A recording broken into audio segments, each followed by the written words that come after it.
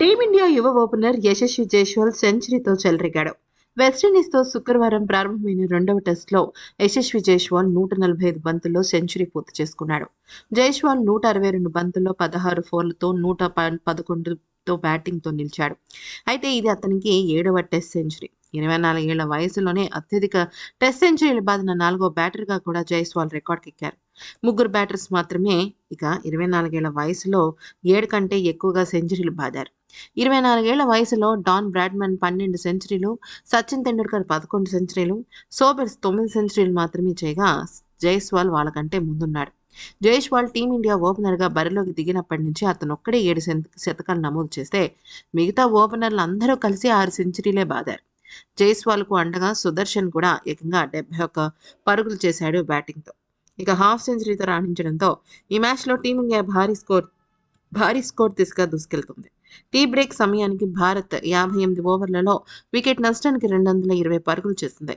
Toss గెలిచి బ్యాటింగ్కు దిగిన టీమిండియాకు శుభారంభం దక్కింది. ఓపెనర్లు కేఎల్ రాహుల్ 38 పరుగులు, అలాగే యశస్వి జైస్వాల్ తొలి వికెట్కు 58 పరుగుల భాగస్వామ్యాన్ని అందించారు.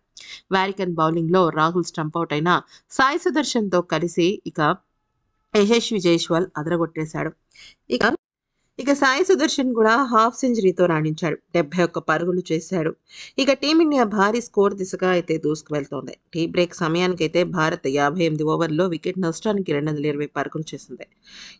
విషయంలోకి వచ్చినట్టయితే సాయి సుదర్శన్తో కలిసి యశస్వి జైస్వాల్ చెలరేగడంతో 91 పరుగులకి ఒక వికెట్ కోల్పోయి లంచ్ బ్రేక్ వెళ్లిన టీమిండియా రెండో సెషన్లో పూర్తి ఆధిపత్యాన్ని చెలాయించింది.